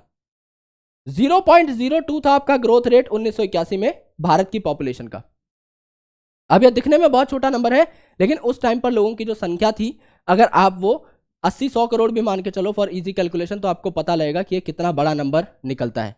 एंड फ्लावर बीटल का ये जो रेट है ये 0.12 है, विच इज इवन मोर, ये बहुत बड़ा नंबर है ना, ये बहुत ही ज्यादा बड़ा नंबर है। ऑलराइट, पॉपुलेशन ग्रोथ कर्व जो है उसमें पहला आया आपका जे शेप कर्व, जिसे हम कहते हैं एक्सपोनेंशियल ग्रोथ कर्व। अब क्या है असली वाला, यानी लॉजिक से चलो, क्या नेचर आपको सारी चीजें अनलिमिटेड देगा, नहीं, लिमिटेड है, तो फिटेस्ट इंडिविजुअल जो है वही सर्वाइव कर पाएगा, वही रिप्रोड्यूस कर पाएगा। तो dN/dt Rn ना होकर के अब क्या है Rn into K minus N divided by K, क्या है यहां पर कैरिंग कैपेसिटी। एक जगह जो है अगर उसमें 1000 लोग ही रह सकते हैं तो 1000 लोग के बाद जो है चीजें स्टेगनेंट हो जाएंगी और आगे नहीं जाएंगी, K को ये रीच कर चुकी है, ठीक है। तो ये सिग्मॉइड कर्व आपको देखने को मिलेगा, ठीक है। तो इनिशियली आपकी ग्रोथ स्लो क्यों है, क्योंकि किसी भी जगह जाकर के ऑर्गेनिज्म समझने की कोशिश करता है कि इस जगह के रिसोर्सेज को कैसे खाऊं। जब वो समझ जाता है तो उसकी ग्रोथ बढ़ने लग जाती है, एंड देन एक पर्टिकुलर पॉइंट ऑफ टाइम पे जाके उसकी ग्रोथ क्या हो जाती है, स्टेगनेंट हो जाती है, जब नेचर बोल देता है बस भाई बहुत उड़ लिए, अब औकात में रह लो, अब बहुत हो गया। ठीक है, तो ये बात आपकी हो जाती है। अब बात करते हैं भैया पॉपुलेशन इंटरेक्शन की। अलग अलग ऑर्गेनिजम्स कैसे इंटरेक्ट करते हैं, पूरा का पूरा चार्ट जो है ये हमने समझ लिया है। अगर दोनों को फायदा हो रहा है म्यूचुअलिज्म, दोनों को घाटा हो रहा है कंपटीशन, एक को फायदा एक को नुकसान प्रेडेशन पैरासिटिज्म, एक को फायदा दूसरा नॉर्मल कमेंसलिज्म, एक को घाटा दूसरा नॉर्मल अमेंसलिज्म। तो अलग अलग प्रकार के ऑर्गेनिजम्स रिलेशन दिखा सकते हैं, जिसमें किसी को घाटा भी हो सकता है, नॉर्मलाइज भी रह सकते हैं, फायदा भी हो सकता है। सॉरी यार, थोड़ी ज्यादा हालत खराब हो रखी है, but I need to complete this series somehow, इसीलिए चले भैया। एनर्जी में कोई कमी नहीं है, वेपू भाई ओपी लिख देना। बीच बीच में भीख भी मांगते रहेंगे। चलो भाई कमेंसलिज्म की बात करते हैं। कमेंसलिज्म मतलब एक का फायदा दूसरे का कोई नुकसान नहीं। तो इस रिलेशनशिप को अगर हम लिखना चाहें हम क्या लिख सकते हैं, +0 रिलेशनशिप, बिल्कुल लिख सकते हैं। एग्जाम्पल मैं आपको सारे पहले ही बता चुका हूं, ज्यादातर देख लेते हैं। ऑर्किड अगर सहारा ले रही है एक मैंगो की ब्रांच का ग्रो करने के लिए, तो क्या नुकसान है उसमें? मैंगो से कुछ छीन के खा थोड़ी रही है, सहारा ही तो ले रही है। मैंगो प्लांट तो वैसे भी खड़ा था, तुम भी तो जाके कभी ना कभी लटक रहे हो ना मैंगो की ब्रांच पे, तब कौन सा मैंगो प्लांट तुम्हें ऐसे डाली हिला करके नीचे पटक दे रहा है? नहीं ना, तो दयालु है दोस्त, तो इसको कोई नुकसान नहीं है, इसको कोई नुकसान नहीं है, इसको फायदा जरूर है। अब जो बर्नैकल्स हैं ये वेल की पीठ के ऊपर ग्रो कर जाते हैं। वेल इतनी बड़ी है, उसको क्या फर्क पड़ रहा है कि उसके पीछे बर्नैकल बैठा हुआ है कि नहीं। वो कह रहा है कि भैया भैया एक बार समुद्र दिखा दो ना, एक चक्कर कटवा दो। वेल बोलती है चल भाई बैठ जा, वैसे भी तेरा वजन ग्राम्स में है और मैं 1000 किलो की मछली, तेरे ऊपर इतना उपकार तो कर ही सकते हो मेरे भाई, है ना। कैटल एरगेट रिलेशनशिप मैंने आपको बताया, कैटल अपना घास वास खा रहा है, एरगेट पीछे पीछे उस घास में से कीड़े ढूंढ के खा रहा है, तो इसमें कैटल को कोई खास नुकसान है नहीं। सी एनिमोन एंड क्लाउन फिश, छोटी सी फिश है, सी एनिमोन को बोलती है भैया भैया भैया भैया लोग मुझे परेशान कर रहे हैं, प्लीज अपने पास बैठा लो। तो एनिमोन बोलता है अरे यार अपने पास हथियार है, तुम आओ ना, जो भी तुम्हारे साथ छेड़ करेगा ऐसा फेंक के मारूंगा हाथ कि बेहोश हो जाएगा, आई विल प्रोटेक्ट यू। तो दोनों साथ साथ रहने लग जाते हैं। सामने वाले के पास हथियार था, उसका कोई नुकसान है नहीं, इसको साथ में क्या मिल जा रही है, एक छोटी सी सेंस ऑफ सिक्योरिटी, एक सेंस ऑफ प्रोटेक्शन मिल जा रही है। बड़े भाई छोटे भाई वाला रिश्ता है, तो नफा नुकसान इसमें देखा नहीं जाएगा। म्यूचुअलिज्म की अगर हम बात करें, लाइकन हम लोग पढ़ते आ रहे हैं बचपन से, एल्गी और फंजाई का रिलेशनशिप है। एल्गी खाना बनाता है, फंजाई सरफेस एरिया बढ़ाता है, शेल्टर प्रोवाइड करता है। माइकोराइजा, माइको मतलब फंजाई एंड राइजा मतलब root of higher plants. Root जो है खाना प्रोवाइड कर रही है फंगस को, फंगस सरफेस एरिया बढ़ा रहा है, प्रोटेक्शन कर रहा है आपके प्लांट की फ्रॉम पैथोजेंस। ठीक है। प्लांट एनिमल की रिलेशनशिप ऑर्किड और इंसेक्ट की, है ना। अब इंसेक्ट जो है क्या करता है भैया, काफी बार ऑर्किड के पास जाकर के थोड़ी बहुत चीजें खा लेता है ना। बदले में क्या करता है, ऑर्किड का पॉलिनेशन वगैरह करा देता है। दोनों की दोस्ती ठीक है। सेम दोस्ती आपकी फिग और फीमेल वास्प की। फीमेल वास्प जो है ये आपका फ्रूट के पास जाता है, फिग के पास, और उसके सीड्स को खा लेता है ना, और वहां पे अपने अंडे भी रख देता है कई बार, और बदले में क्या कराता है भैया, पॉलिनेशन करा देता है आपके फिग का। तो थोड़ा इसको फायदा मिल गया, थोड़ा फिग को फायदा मिल गया। थर्ड जो इंपॉर्टेंट चीज है वो प्रोटो कॉपरेशन या facultative mutualism. Proto cooperation is very important, NCERT में नहीं है। यहां पर क्या है, आपकी एक ऑब्लिगेट रिलेशनशिप होना जरूरी नहीं है, इनके बिना भी काम चल जाएगा, एक दूसरे के बिना भी काम चल जाएगा। जैसे क्रोकोडाइल एंड बर्ड है, इनकी दोस्ती हमेशा तो नहीं सुनी हमने कि क्रोकोडाइल के ऊपर बर्ड बैठा ही रहेगा। भाई प्रेजेंट है तो ठीक है, नहीं प्रेजेंट तो और बढ़िया, पर ऑब्लिगेट रिलेशनशिप नहीं है, कंपल्सरी नहीं है, एल्गी फंगस वाली दोस्ती नहीं है, जय वीरू वाली दोस्ती नहीं है। The next thing is predation. Predation का मतलब क्या होता है, शिकार। अब ये शिकार क्यों इंपॉर्टेंट है, सबसे पहले तो देखिए शिकार के फायदे क्या है। अब आप सोचोगे सर शिकार के फायदे, बिल्कुल मेरे भाई शिकार के फायदे। अगर आप शिकार नहीं करोगे तो भी दिक्कत है भाई दुनिया में। एक एक्सपेरिमेंट किया गया, that was a very elegant experiment. क्या था उसमें, आपकी 10 छोटी छोटी स्पीसीज थी और एक उनका बाप बैठा हुआ था, यानी शिकारी, जो कि उन 10 छोटी छोटी स्पीसीज के ऑर्गेनिजम्स को खाता था और सारी स्पीसीज कंट्रोल में रहती थी। एक बार एक एक्सपेरिमेंट में क्या किया, वो जो आपका मेन पिताजी था, शिकारी जो था, उसको हटा दिया गया। वो 10 की 10 स्पीसीज पिताजी के अभाव में लड़ लड़ के एक्सटिंक्ट हो गई। सबको लगा हम राजा बनेंगे, हम राजा बनेंगे, हम राजा बनेंगे। क्वालिटी किसी में थी नहीं, बाप तो बाप होता है। सब एक्सटिंक्ट हो गए। यानी वो एक्सटिंक्ट होने से बच जाती अगर उस टाइम पे पिताजी बैठे होते। जैसे तुमने देखा ही होगा ना, तुम्हारे पिताजी घर से बाहर जाते हैं, हमारा भी ऐसा हुआ था, मेरे भाई ने मेरा हाथ तोड़ दिया था। तो हम लोग ऐसे उठा पटक खेल रहे थे, WWE खेल रहे थे, तो ऐसे फौजी कैंपस में रहते थे हम लोग। तो लोहे की खटिया आती है गोल गोल, ऐसे चारपाई रहती है, तो उस पर हाथ दे के मारा बढ़िया, राइट हैंड। 1 महीने तक लिखने की छुट्टी मिली और स्कूल में काफ़ी सिंपत्ति भी मिली बिना बात की। तो those were very good days. At that time I was in second class I guess. तो WWE जो होता है ना कि पिताजी आते हैं तो कोई बच्चा रो रहा है, कोई बच्चा है ना आराम से दांत पकड़ के बैठा है, दांत तोड़ दिया किसी का हाथ मरोड़ दिया, किसी की कॉपी फाड़ दी, ये सब चीज़ें होती हैं। तो बाप की आवश्यकता है मेरे दोस्त। तो डाइवर्सिटी अगर मेंटेन करनी है तो आपका प्रेडेटर चाहिए, वरना एक्सटिंक्शन हो जाएगी। Act as conduit of energy transfer across trophic level. भाई एक ऑर्गेनिज्म को दूसरा नहीं खाएगा तो एनर्जी ट्रांसफर कैसे होगी, फूड साइकिल कैसे चलेगी?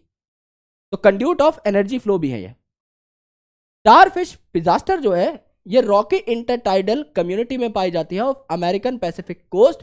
ये एग्जाम्पल है उस पर्टिकुलर केस का जो मैंने आपको बताया था जहां छोटी छोटी स्पीसीज एक्सटेंट हो गई थी। तो स्टारफिश पिजास्टर जो है इसको रिमूव कर दिया गया था, तो बाकी लोग लड़ लड़ के मरना स्टार्ट हो गए। अब अपने आप को बचाएं कैसे शिकारी से? या तो कैमोफ्लेज कर ले। कैमोफ्लेज क्या होता है? अपने आप को क्रिप्टिकली कलर्ड कर लेना, यानी जैसा बैकग्राउंड है वैसे बन जाना। जैसे हमारे फौजी भाई जो है उनकी अगर आपने कभी ड्रेस देखी हो तो इट्स कैमोफ्लेज। हरा भी कलर है उसमें, मिट्टी का भी कलर है। तो अगर आप कहीं जाते हैं किसी पर्टिकुलर इलाके में जंग के लिए, लड़ाई के लिए, इट बिकम्स रियली इंपॉर्टेंट कि आप दुश्मन को दिखाई ना दे। इसीलिए चटकीले कपड़े नहीं पहन के जाते। एक यूनिफॉर्म है और वो बहुत ही इंडियन आर्मी ने दिमाग लगाकर डिजाइन करी है। बाकी लोगों की देखोगे आप कहीं प्योर ब्लैक है, कहीं पर कैसे कलर की है ना। हमारी जो है वो बहुत ही स्मार्ट ड्रेस है, बिकॉज जब आप कहीं लड़ाई पे जाते हो, अगर आपको कम कैजुअलिटीज करनी है, अगर आप चाहते हो कि सेफली सारे के सारे लोग वापस आ जाएं, तो ड्रेस का उसमें बहुत बड़ा योगदान है। छोटी छोटी चीज़ों को बहुत ही माइन्यूटली देखती है इंडियन आर्मी, और दैट्स वाई यहाँ पर कैमोफ्लेज का इस्तेमाल किया जाता है। काफ़ी इंसेक्ट और फ्रॉक को आपने देखा होगा कि जिस जगह बैठते हैं उसी कलर के हो जाते हैं, तो दिखाई नहीं पड़ते, तो शिकारी भी इन्हें नहीं देख पाता। पॉइजन या केमिकल ये आपके क्या कर सकते हैं, सिक्रीट कर सकते हैं। जैसे मोनार्क बटरफ्लाई जो है ये जब अपने अर्ली स्टेजेस में होती है तो एक पॉइजनस वीड को खाना स्टार्ट करती है और ये पॉइजन जो है अपने अंदर एक्वायर कर लेती है। तो कोई जब इसे खाता है तो उसको बहुत गंदी स्मेल आती है, उसको बहुत गंदा टेस्ट आता है और वो इसे खाना प्रेफर नहीं करते। कैलोट्रोपिस जो है जिसे आंकड़ा कहा जाता है, हरियाणा राजस्थान में बहुत कॉमन है।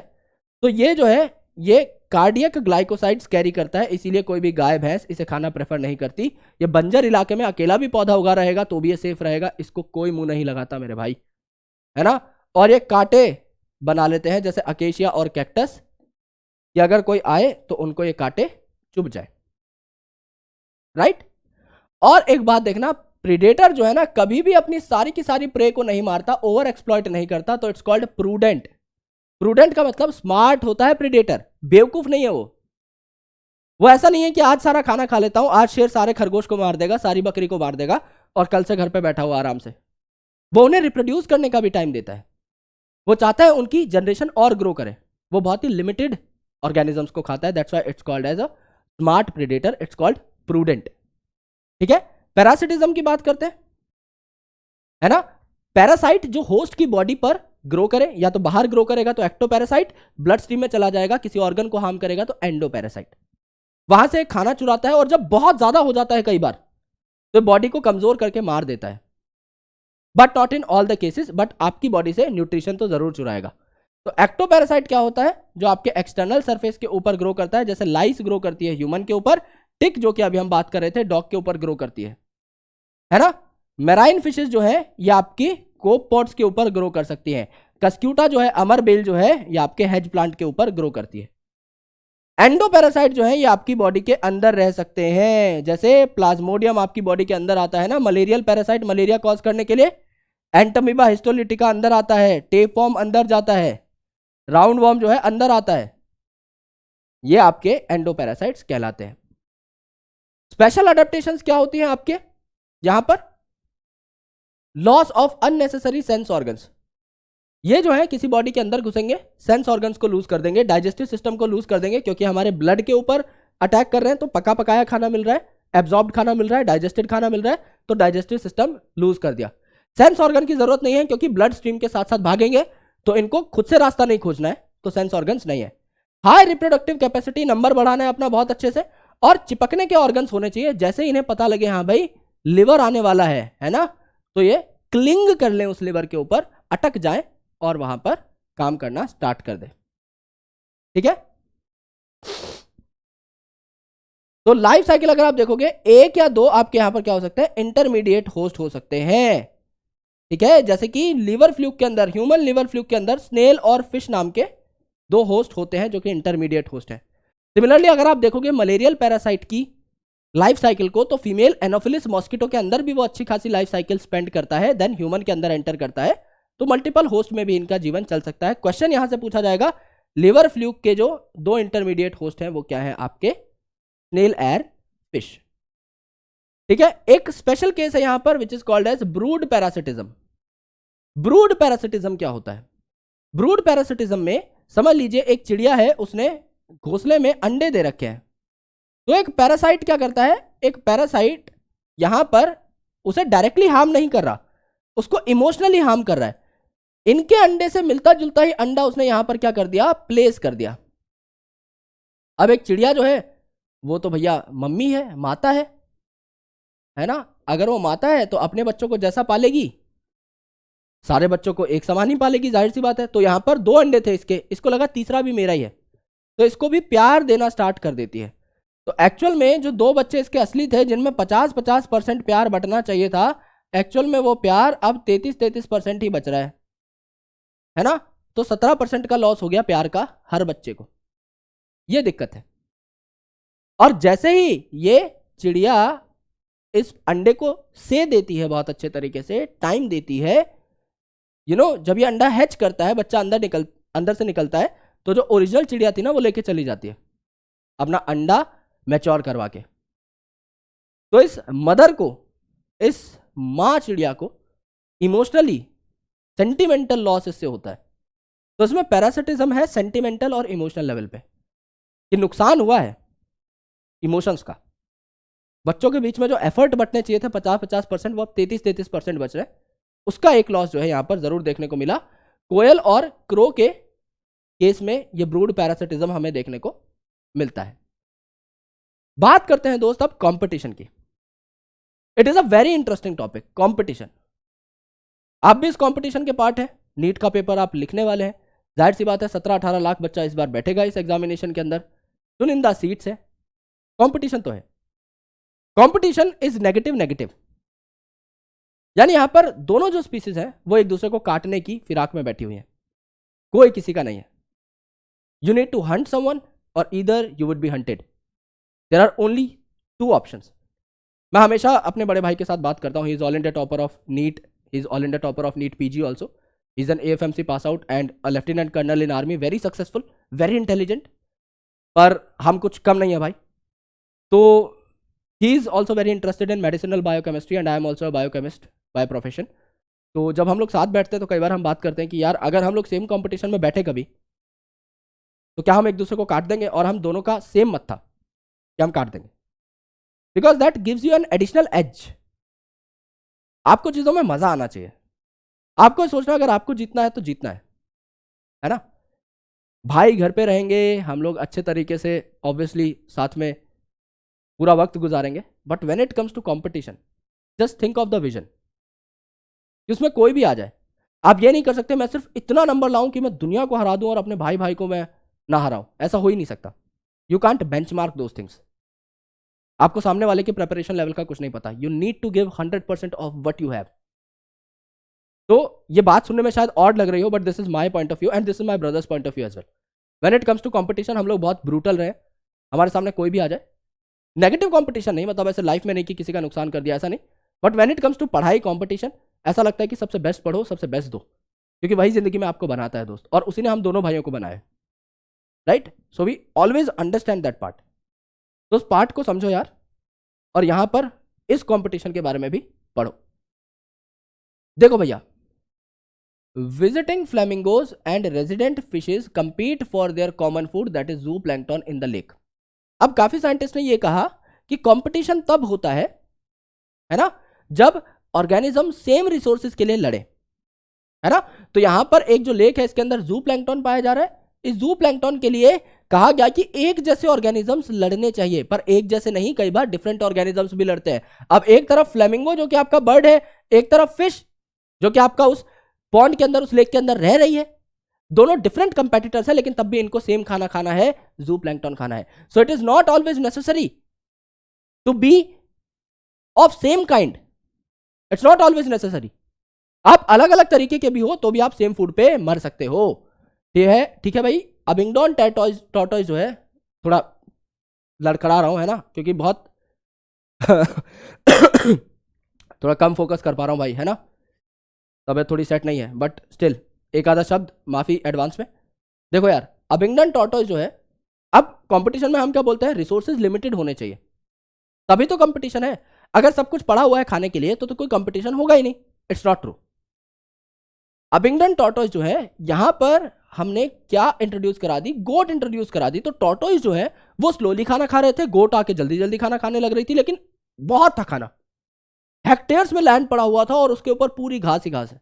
दोनों आराम से सर्वाइव कर सकते थे कई सालों तक। लेकिन अबिंगडन ने सोचा, अरे यार ये तो बहुत खाना खा रही है, अरे यार ये तो खत्म कर देगी, अरे यार तो 5 साल में खत्म हो जाएगा, अरे यार तो और भी गोट पैदा कर रही है। टेंशन में खुद का खाना छोड़ के पड़ोसी के घर में क्या चल रहा है ये देखने के चक्कर में बेचारा एक्सटिंक्ट हो गया, क्योंकि गोट की ब्राउजिंग एफिशिएंसी ज्यादा थी, अबिंगडन टॉर्टोइज की ब्राउजिंग एफिशिएंसी कम थी। अब लोगों की बातों में ध्यान लगाओगे और खुद के घर में क्या चल रहा है वो नहीं आइडिया होगा, तो भैया एक्सटिंक्ट तो होना ही है, क्योंकि टाइम लिमिटेड है। अब टॉर्टोइज ने अपना टाइम वेस्ट किया ये देखने में कि गोट क्या कर रही है, और गोट ने अपना टाइम लगाया खाना खाने में। गोट बच गई, टॉर्टोइज मारा गया। Fitness of one species measured in terms of intrinsic rate of increase, यानी वो कितना रिप्रोड्यूस कर रही है, is significantly lower in presence of another species.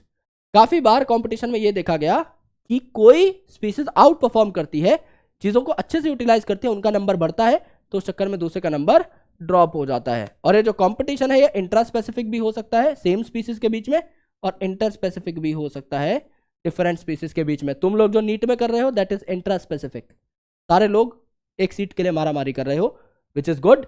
Inter specific मतलब डिफरेंट स्पीसीज के बीच में, जो कि यहां पर हो रहा है, फ्लेमिंगो और फिशेस जू प्लैंक्टन के लिए लड़ रही है। अब कुछ थ्योरीज है जो बहुत ही ज्यादा इंपॉर्टेंट है टू अंडरस्टैंड, उनको एक बार देख लेते हैं। कॉम्पिटिटिव रिलीज ये क्या है? कॉम्पिटिटिव रिलीज मतलब अगर आप अपने कंपटीशन को रिलीज कर दो तो क्या आप धूम मचा सकते हो? बिल्कुल मचाओगे। अगर मैं बोल दूं सारे लोग हट जाएंगे कंपटीशन से, मेजरली लोग हट जाएंगे, 80,000 बच्चे 80,000 सीट, सब लोगों को सीट मिलेगी ना, अब तो जाके पेपर में बैठना ही है, चाहे जाके खाली छोड़ के आ जाओ। 80,000 बच्चा 80,000 सीट, यानी सबकी सीट फिक्स है, टेंशन ही नहीं। कॉम्पिटिटिव रिलीज क्योंकि मेजर कॉम्पिटिशन हट गया। तो सिमिलरली यहां पर क्या है, दो प्रकार के आपको बैलेंस देखने को मिले। कॉर्नेल साहब ने ये एक्सपेरिमेंट किया था, ठीक है। तो बर्नैकल बैलेंस जो था ये सुपीरियर था, और बर्नैकल कैथेमेलस जो था ये छोटा था, ठीक है। तो जब बड़े वाले को हटाया तो छोटे वाले ने आउटग्रो करना चालू कर दिया, यानी भैया कंपैटिटर जो है वो आपको रोक के रखता है, अदरवाइज आप फोड़ सकते हो जीवन में, ठीक है। दूसरा क्या है, Gauss competitive exclusion principle, competition को आप एक्सक्लूड कर दो, है ना। तो इन्होंने क्या बोला कि भैया दो अगर स्पीसीज है और सेम रिसोर्सेज के लिए लड़ रही हैं और वो रिसोर्सेज लिमिटेड है, तो एक जना बहुत अच्छे से उसको यूटिलाइज करेगा और दूसरे वाले की बैंड बजा देगा, उसे एक्सटिंक्ट होना पड़ेगा। तो इन्होंने बोला कि दो जो स्पीसीज हैं जो सेम रिसोर्सेज के लिए मर रही हैं, ये आपकी इनडेफिनेटली कोएग्जिस्ट नहीं कर सकती, इंफीरियर वाली को क्या होना पड़ेगा, एक्सटिंक्ट होना पड़ेगा, एलिमिनेट होना पड़ेगा। तो कंपटीशन को क्या कर दिया, एक्सक्लूड कर दिया, भगा दिया हरा करके, Gauss exclusion principle. Resource partitioning very important. अब यहां पर साइंटिस्ट ने क्या कहा, यहां पर वार्बलर्स पे एक्सपेरिमेंट किया आपके मैक आर्दूर साहब ने। यहां पर इन्होंने क्या कहा भैया, यहां पर इन्होंने कहा लेट्स से एक पेड़ है, तो उस पेड़ में अलग अलग पार्ट है ना, इसमें फ्रूट भी है, इसमें सीड भी है, इसमें नीचे आपकी लीफ भी है। तो इन्होंने क्या कहा, अलग अलग जो वार्बलर्स है यानी जो बर्ड्स हैं वो अलग अलग चीजें खाएंगी। इन्होंने कहा कि कोई नीचे पड़ी हुई डेबरी खाएगी, कोई आपकी जो है लीफ खाएगी, कोई आपका फ्लावर खाएगी, कोई आपका सीड खाएगी, कोई आपका स्टेम खाएगी, एंड सो ऑन। तो एक तो ऐसे बाइफर्केशन कर लिया लेंथ वाइज, सेकंड बाइफर्केशन कर लिया टाइम वाइज कि भाई ब्रेकफास्ट मैं करूंगा, भाई लंच मैं करूंगा, मैं लेट उठता हूं, भाई डिनर मैं करूंगा, मेरे को रात को खाए बिना नींद नहीं आती। तो इन्होंने टाइम वाइज भी आपका बाइफर्केशन कर लिया। तो जो फोरेजिंग एक्टिविटी थी उसको इन्होंने इस तरीके से तोड़ा कि आपके सारे के सारे warblers despite of having competition, despite of depending upon the very same tree, वो सर्वाइव भी कर पा रहे थे और सारे के सारे बढ़िया तरीके से खा भी पा रहे थे। इसे हम बोलते हैं रिसोर्स पार्टीशनिंग। जो भी रिसोर्स है उसको अच्छे से पार्टीशन कर लो। और कंपटीशन में सबसे ज्यादा हार्म जो होते हैं वो क्या है भैया, आपके हर्बीवोर। क्यों? क्योंकि कंपटीशन से भाग कौन नहीं सकता, प्लांट। और प्लांट की अगर एक्टिविटी कम हो जाएगी तो हर्बीवोर जो प्लांट पे डायरेक्टली डिपेंड करता है वो जो है पहले इंपैक्ट होगा, उसके बाद वो इंपैक्ट कार्निवोर्स तक जाएगा। अमेंसिलिज्म जैसा मैं आपको बता चुका हूं भैया, पेनिसिलिन अगर बनेगी तो बैक्टीरिया की तो डेथ ऑटोमेटिकली हो जाएगी, उसमें फंगस की कोई गलती नहीं है। तो फंगस को पता भी नहीं क्या हुआ, लेकिन बैक्टीरिया की डेथ हो गई, -0 relationship. This is about your chapter organisms and population. In coming chapter we would be talking about environmental issues, जहां पर हम एनसीईआरटी के सारे इंपॉर्टेंट क्रिटिकल पॉइंट्स को हाईलाइट करेंगे, बहुत अच्छे से पढ़ेंगे। एंड देन सबसे बड़ा चैप्टर हम लोग कवर करने वाले हैं जिसका नाम है मॉलिक्यूलर बेसिस ऑफ इनहेरिटेंस। ठीक है, तो मॉलिक्यूलर बेसिस ऑफ इनहेरिटेंस में हम लोग क्या करेंगे, माइंड मैप बनाएंगे, जैसा कि हम लोग हमेशा बनाते हैं। स्टार्टिंग में मैं आपको बना करके बता देता हूं कि आपका क्या होने वाला है चैप्टर के अंदर, है ना। तो मॉलिक्यूलर बेसिस ऑफ इनहेरिटेंस में भी हम वैसा ही करेंगे और एनसीईआरटी के सबसे इंपॉर्टेंट पॉइंट्स को भी हम लोग नोट करते हुए चलेंगे। ठीक है दोस्त, तो ये 2 चैप्टर हमारे रहते हैं माइंड मैप के, इनको हम लोग पढ़ेंगे, एनसीईआरटी से पढ़ेंगे और इसी रिसोर्स का इस्तेमाल करेंगे, मोस्ट वांटेड का इस्तेमाल करेंगे। हमारी ही पब्लिकेशन की बुक है, बाकायदा परमिशन लेकर बना रहे हैं। काफी स्टूडेंट्स नीचे कहते हैं कि सर इसका इस्तेमाल मत करिए। यार एनसीईआरटी आप बहुत बार देख चुके हो, बोर हो जाओगे, है ना। और स्टार्टिंग में मैं आपको हैंड रिटन सब कुछ बताता ही हूं, यानी जो भी आज हमने बात करी है ऐसी कोई बात नहीं जो कि हमने हैंड रिटन में ना देखी हो।